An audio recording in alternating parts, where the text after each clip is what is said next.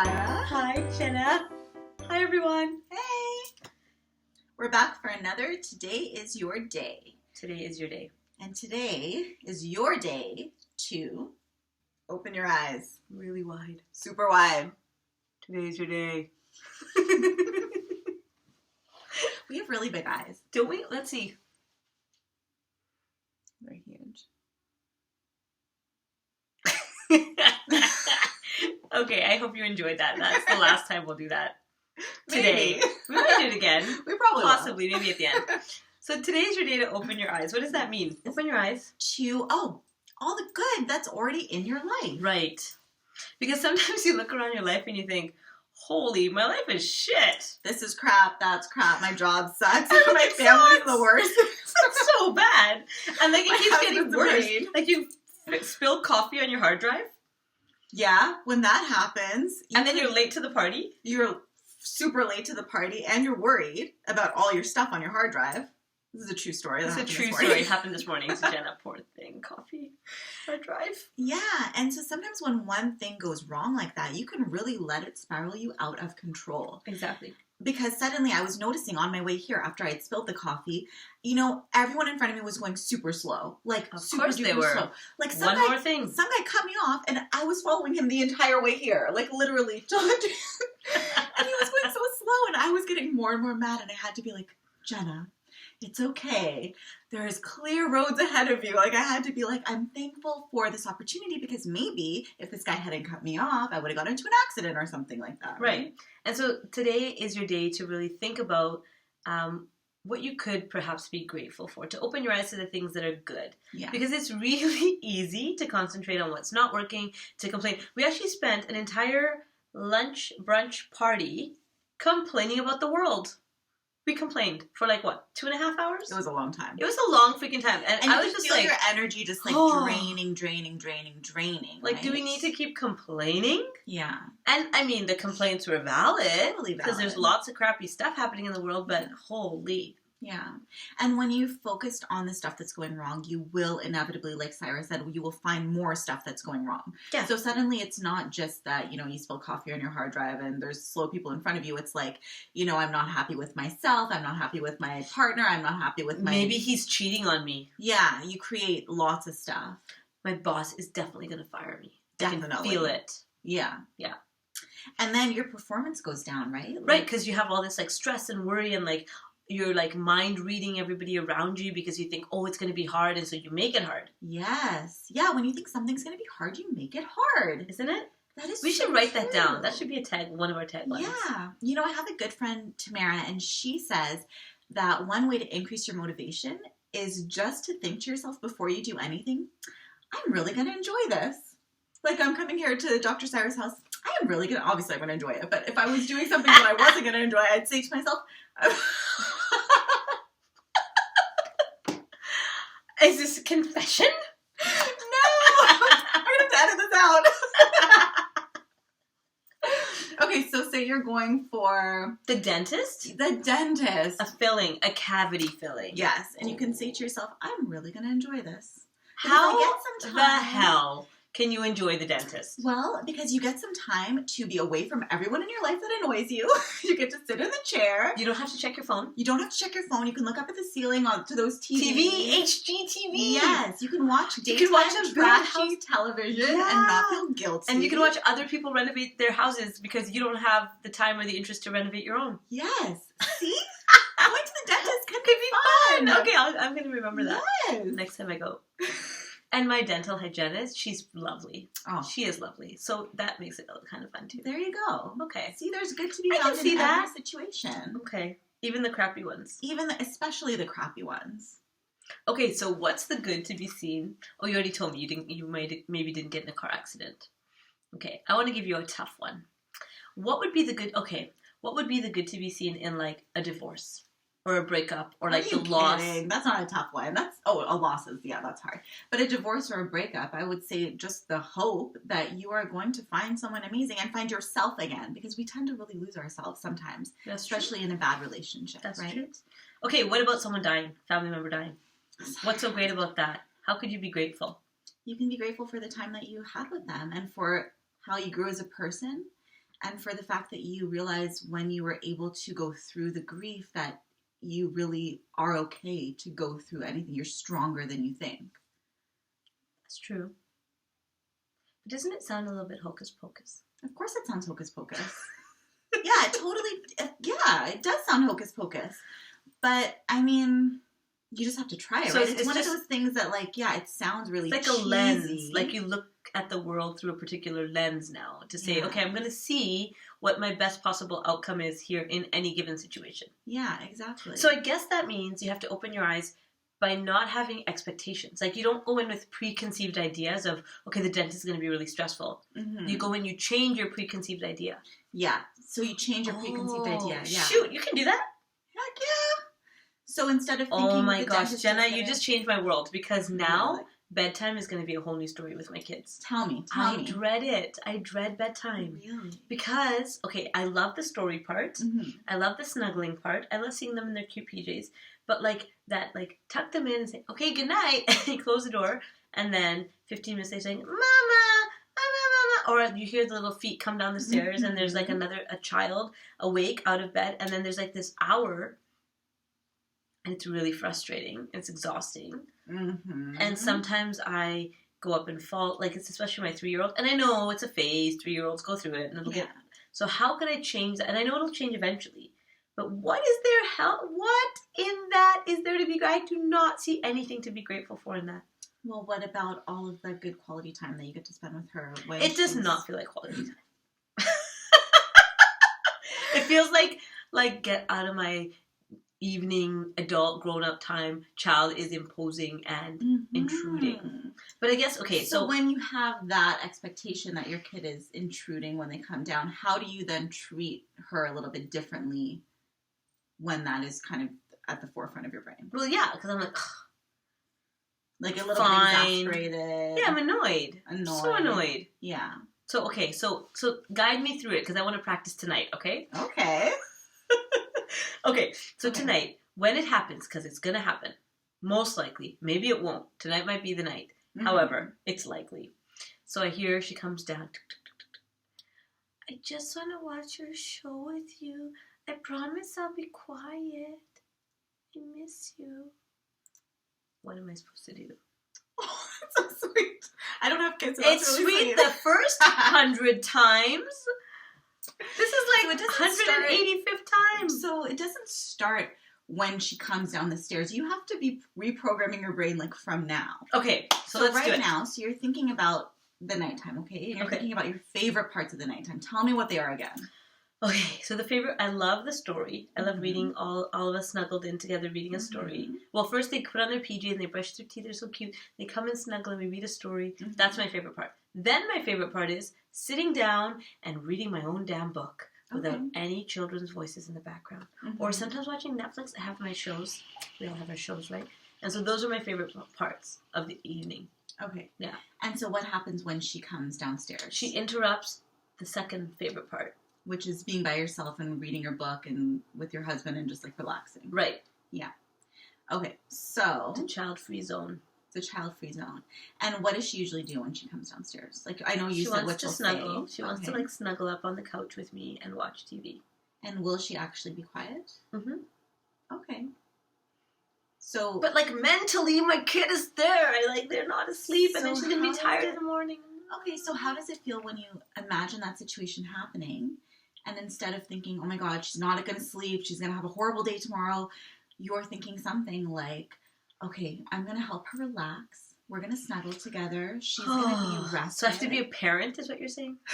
Even at 8:30 at night? Even at 8:30 at night. Even at 10:30 at night and 12:30 at night and 2 a.m. Well, and it's exhausting! You don't have I'm losing my mind! Yeah, I mean, listen, you don't have to, but if you don't switch your thinking, you're always going to be frustrated during that time of night. That's right. So really it's just about giving into it. Well, it's for you, right? So you can either look at it as this is a huge pain in the ass, or you can look at it as, oh my gosh, like, yeah, switch your thinking. Like, yes, it's cute that she wants to snuggle and she's going to sit here and be quiet and I'm still going to enjoy my time. But now I get 2 benefits.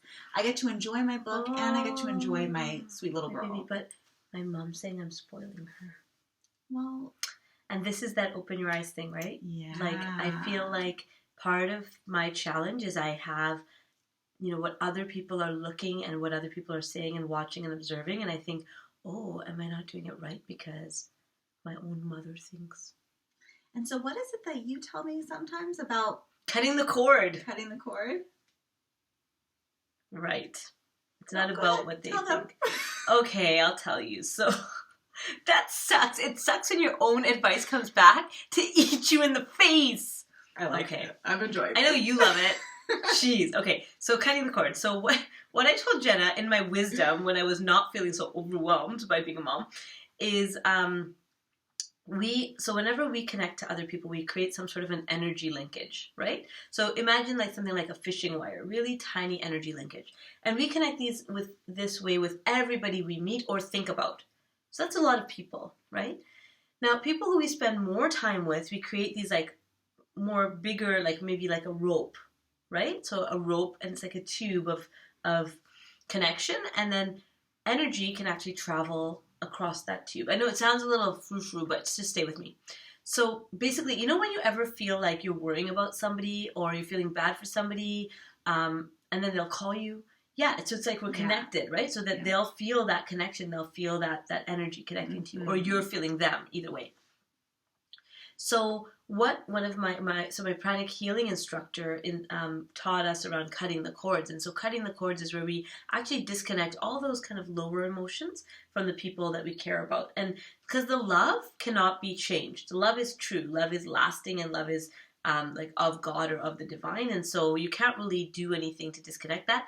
But all those worry cords, you can actually disconnect. My son actually calls them the red wires and the green wires. Yes, I love that. Yeah, and he says you have to cut all the red wires and you have to like grow all the green wires. And so that the idea of that is that we have positive, loving relationships with people, and those that are not that way, we cut them, even with the people we love, because it's complex, right? You can love your mom and also be worried about pleasing her or other things like that. So you want to cut those connections. So that's what I will. And this gesture kind of reminds your brain to like disconnect. Just disconnect. I mean, you'll even see it, like you'll feel it when someone's in a bad mood that you're close to, and suddenly you're like start to worry, you're worrying about them and you're worrying about yourself, and your mood just like slowly shifts, and that energy is totally contagious, right? So when you're cutting that cord, that's even cutting off from someone else's negative moods, from someone else's, negative anything. Right. So when you're thinking about your mom and how she would view your relationship, because you have to realize that your mom has a different parenting style than you do, right? Right. So even if she thinks that maybe you're spoiling your kid, you are the mom in this situation, so you are doing what you find best. Right. And so cutting that cord will allow you to separate enough from that negative impression that you have of what she's thinking of you. Right. And just act in whatever needs to happen now for me and the kid. Okay. I'm going to try it, Jena. Try it. And I'm going to text you. Okay. And then you can let them know. Possibly at midnight. That's fine. And say, it worked or it did not work. But I think what you're saying is it's about changing our own mindset rather than expecting that some miraculous change is going to happen in the situation. Because a lot of times people try to change someone else to make themselves more comfortable. And I've been guilty of this a lot in my life, where I'm like, okay, well, if only this person would stop doing this, I would be happy. But you can't make someone stop doing what they're doing. Like, they're doing what they're doing because they need to do it at that moment in time, right? The only thing you can really change is your reaction to what's happening. So you can let it suck you down, and you can let it irritate you, and you can let it fester, and you can dread that moment in time for your entire day, right? Yep. Yeah. Or you can understand that they're going to do what they're going to do regardless, and you're going to find the best in it. And that's about gratitude again, right? So being grateful for the fact that, okay, yes, this person is annoying the crap out of me once in a while, but I can make the most of it. And guess what? I have this great opportunity to like spend time with my baby girl and also do my own stuff and learn how to do those things together so that I don't always feel like it's one or the other. Right. Fine. I'm sold. I've opened my eyes. Very reluctantly so. Very reluctantly so. No refunds. If it doesn't work, I want my money back. What's a refund on $0?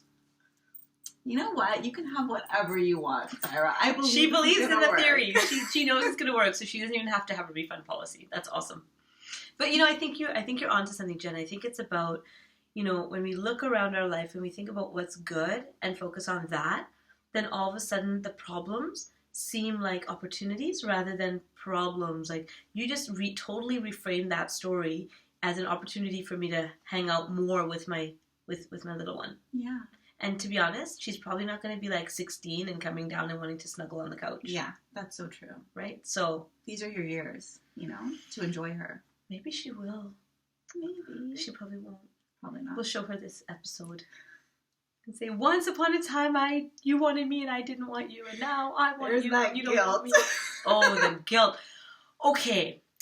Who out there has like a PhD in guilt? Remember? Mm-hmm. Holy, it's like everything we did was about like feeling bad. And we do it to ourselves. We do it to other people.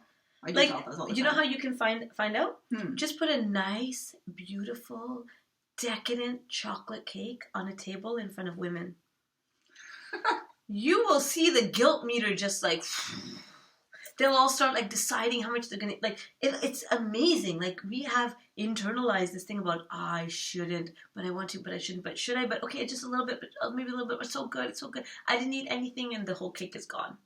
My guilt would be around taking the last slice Because in my family we never took, just in case someone else wanted it. Like, don't take it for yourself in case someone else wants it. We have so many little tiny bits of food in our fridge that no one will eat.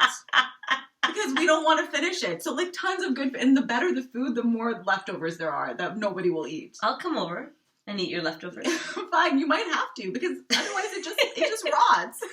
That's hilarious. So, okay, let me understand this. So, everybody thinks they're being generous, but actually what they're doing is being stingy with themselves. Yes. Yeah. And nobody's actually getting what they want. No. And then all that good food is going to waste. And, like, if my mom leaves it for me and I haven't eaten it, then she's very worried that I'm not going to eat it because she has sacrificed herself to give it to me. So then I feel guilty and I'm like, well, I should eat it, but I can't eat it because I want her to have it. This is twisted. There's something deeper here. There's something deeper, man. What? That is elaborate. It's an elaborate, like, web of guilt. I wonder if my mom, you think so? Yeah, I know. My mom's watching too. We're not trying to slam our moms. We love our moms. Are you kidding? Our moms are amazing. Sorry, Mom.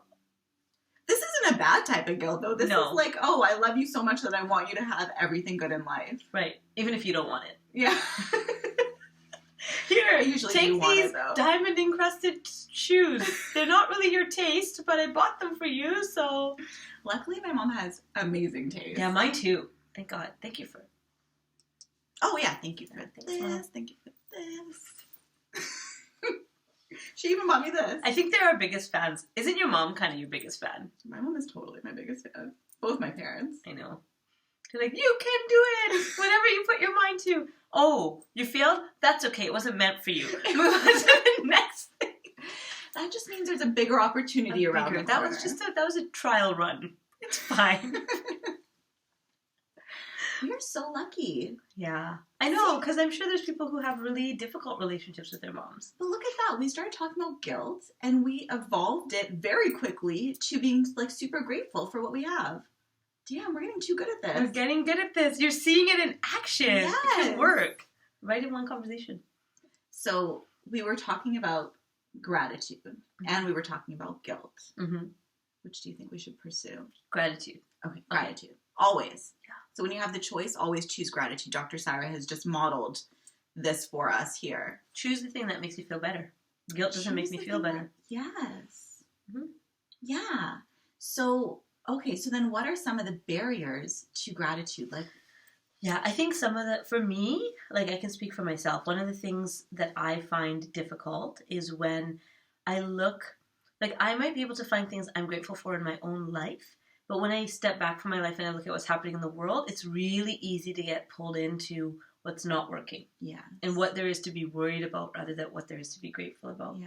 Like these stories that we were hearing today about, like, just nasty things that people do to each other, and it's just like, oh man, I don't know if I want to live in this world. So that's what I think one of the barriers is, that there are people around us who are realists, who will say, well, yeah, you're living in your like little bubble of happiness, but have you looked out at the rest of the world? They're not so happy. And so I think that can be a barrier for people, especially people who have a social conscience. Because really what you're doing is you're saying, okay, things in my life are good, but things out there are so horrible. So how can I help things out there? Well, I can't. But what I could do to make myself feel better is to not be as happy in my own life. Right? You kind of like pull yourself down a little. Because then at least, we're all kind of the same. Yeah. At least I'm suffering a little bit. Exactly. That's really twisted. It's super twisted. Why do we do that? I don't know. So then some people would say that you just need to kind of ignore the things that you don't want to see.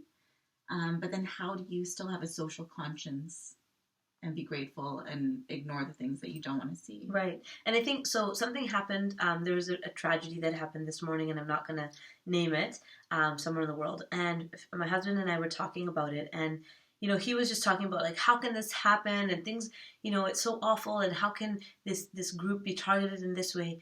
And so there's a group of people who were killed.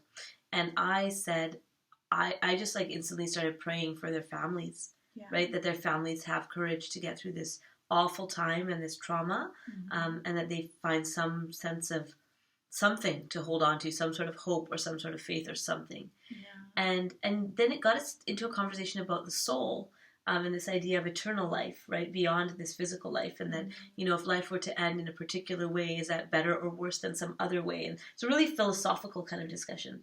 So we went from, like, just being angry and hurt about the event to actually moving to, okay, can we offer prayers? Can we offer, like, strength? And then let's look at the deeper opportunity here. So I think that might be one of the kind of trajectories of changing the story, right? Absolutely. Rather than saying, okay, this bad thing happened. Yeah, we know this bad thing happened. It's awful. Now, what can I, as an individual, maybe sitting on another part of the planet, do for them? Okay, so some of us will send money, or we'll go places ourselves to volunteer, or maybe we just send our love and our blessings. And maybe when we talk about the stories, we find the not silver lining, but we find kind of the opportunity for connection, the opportunity for hope, the opportunity for those other positive things, rather than focusing on the trauma. Yeah, because we do as a society tend to focus on the trauma. And when you focus on something, you actually bring more of it into the world, because everything that we do is energy, right? It's all energy. So even if you're focusing on, like, let's say you're focusing on anti-hunger, you're putting a lot of energy into that idea of hunger instead of focusing on abundance of food for everyone. You know what I mean? So it's it doesn't feel like it would make a huge difference, but it does. It really does. So yeah, could you tell the story that you told me about how our energy affects other things? Sure. So there's this story, it's a book, and I was told it as a story, so I'll tell you as a story. I love stories. So there's a psychologist, and he applies for this job in a prison in Hawaii, and nobody really, like, there's a huge turnover of psychologists in this particular prison, because it's extremely violent, high risk inmates there, lots of fights in the mess halls, and, like, all of this kind of drama that's happening there all the time. And so there's a huge turnover rate. And so this one guy shows up, and he says to the person who's hiring, he says, I want to, I'd love to have this job, but I have some conditions. And so the guy's like, okay, well, what are your conditions? And he says, well, my condition is, for the first 3 months, I don't want to see anybody face to face. I'll come in, but I don't want to meet any of the prisoners. And the warden's like, no, we're paying you to actually do assessments and meet people 3 months or 6 months, something like, I can't remember the detail, but 3 or 6 months. So a period of time. And he's like, no, sorry, that's not going to work. So then they looked away again for somebody else, and they couldn't recruit anyone. So finally they came back to this guy and said, okay, well, you got the job until we find someone better. I guess you can come in every day and not talk to any prisoners.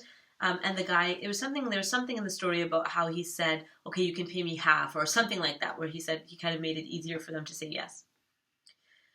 So within that period of time that he was working in the prison, there's all of these changes that the prison guards were noticing. So all these things were happening. Like, there was less fights in the mess halls.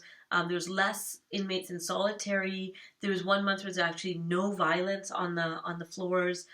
So huge changes for a prison that's been pretty steady in its level of violence. And so after that period, that, 6-month or 3-month period, they go back to the psychologist and they ask him, what are you, are you causing this? Like, are you doing something like voodoo mat? Like, what are you doing? And he told them about what he was doing. And what he was doing is it's actually a Hawaiian prayer, and it's called Ho'oponopono. And what Ho'oponopono means is, basically in English, the translation might be something like, I'm sorry, please forgive me, I love you, thank you. I'm sorry, please forgive me, I love you, thank you. So what he was doing every day as he went into work is he would look at the case files of each of the prisoners, and he would put his hand on the case file, and he would just repeat this prayer on each and every prisoner, and just sending his love and his forgiveness and his, and so you might think, okay, well, why would you have to say, I'm sorry? The psychologist didn't do anything wrong. The prisoners did something. The inmates did something wrong. But the place that it's coming from is actually, many pagan traditions and First Nations traditions, Aboriginal traditions have this idea of community, right? And so if one person in the community is suffering, then the whole community has failed them in some way. And so it's called restorative justice, or people coming together and saying, what can we do as a community to hold you up so you don't have to behave this way? Mm-hmm. If you're feeling loved, if you're feeling included, if you're feeling involved, if you have enough food and enough love and enough time and all of the things that we think are lacking, then you won't have to behave this way. You won't have to act out in these ways. Mm-hmm. Attention, enough attention. And so, so the idea is, I'm sorry for any way in which I may have played a part of your current incarceration. Please forgive me and all of those, who have hurt you in some way. I love you as a fellow, human on this planet. And thank you for showing me a part of myself that I wasn't ready to see yet. And so he would just do this prayer, and that's all he did. I know. So needless to say, this guy totally got hired by the prison. But there's lots of information on this Ho'oponopono. You can check it out on YouTube. There's articles about it. He's written a book. He gives huge lectures. And the idea is, just so in our lives, when we're feeling angry towards someone or disappointed with someone or disconnected from someone, the idea is to do this prayer. I'm sorry. Please forgive me. I love you. Thank you. And it reminds you that this other person's just a person with their flaws, and their smallness and their idiosyncrasies. And tomorrow I might be that person, right? I'm sure when I was 3, I was doing the same thing to my mom. Uh-oh. Come around. Karma just comes around. Right? And maybe when I'm elderly, I will go and be interrupting my children saying, pay attention to me. I need a little bit of love because I'm so lonely, right? So I think that's the point of Ho'oponopono. So maybe I can practice that with my daughter. Totally. Yeah. Good reminder. Yeah. And so that's another way of opening your eyes is to see where we've judged our environment or the people around us, to actually start seeing them as maybe just a little bit lonely or a little bit misguided or... Yeah, and a large part of this is really forgiveness too, right? So you're, by saying this prayer and by thinking about the people in your life that you may feel have wronged you in the past, you're sending them your love and you're recognizing that they're just a person and you're forgiving them. That doesn't mean you have to be friends with them or have them in your life all the time or anything like that, or respect them or respect what they've done, but it means that you're just acknowledging that you're letting it go, right? You're letting it go and you're sending them love, and you're going to get that back in return. I gave a talk last week to a group of seniors, and we talked about forgiveness and gratitude. Mm-hmm. And one of the things I said to them is that holding a grudge is like drinking the poison and expecting the other person to die. Yeah, right. Totally. You've heard that, right? Yeah. And so that's what the opportunity in Ho'oponopono is. And so, today is the day to open your eyes to the power of your intention, the power of your prayers, or whatever we call those things, intentions, prayers, right? That we can actually make a huge difference on a physical level. Yeah. That energy makes a difference. Yeah. And if you're finding yourself super low energy, and if you're finding that, you're feeling really negative and you maybe don't know how to get out of it, one really quick way to get out of it is to sit down with a journal or whatever and just start writing out the things in your life, even if they seem really small, that you're grateful for, right? And that is a really quick and powerful way to pull yourself out of that hole that maybe you've dug yourself into. A really great exercise is 100 grateful things a week. Yeah. Right? So you have you list it 1 to 100, and every day you kind of fill in a few things that you're grateful for. And it sounds like a lot, But when you get started, you might notice that I'm grateful for that beautiful flower that I smelled on the way to, my car in the parking lot. I'm grateful I got a parking spot without so much effort. I'm grateful. And these little things start becoming things that you can pay attention to. I always get a parking spot, by the way. Thank you, parking angels. Always. And it started because I started being grateful that, okay, look, I got a parking spot. Now I usually get 3. I ask for a parking spot and now 3 of them will open up. Yeah. Right? So it's that energy and that gratitude that makes a difference. Thankful for something, you draw more of it to you. Yeah. And this is actually what I have my couples do in therapy, like the very first session, regardless of who the couple is, because it's always something that people need to remember. I have them as their homework. I love giving homework for that week. I have them every night think about 3 things that their partner did or said or is that they're grateful for. Okay, so you can start with 3, I guess. 100 is 3 things a night. 3 things. Sometimes, so I even to this day keep a gratitude 21. journal. Yeah. I keep a gratitude Hands journal down. of all guys too. Like anytime, like at the end of the day, we've been together for a while and still he's like, so do you still write about me? I'm like, yeah, I write about you every day. And when I'm writing, I remember. It's funny because I'll go through the day and I'll have completely forgotten.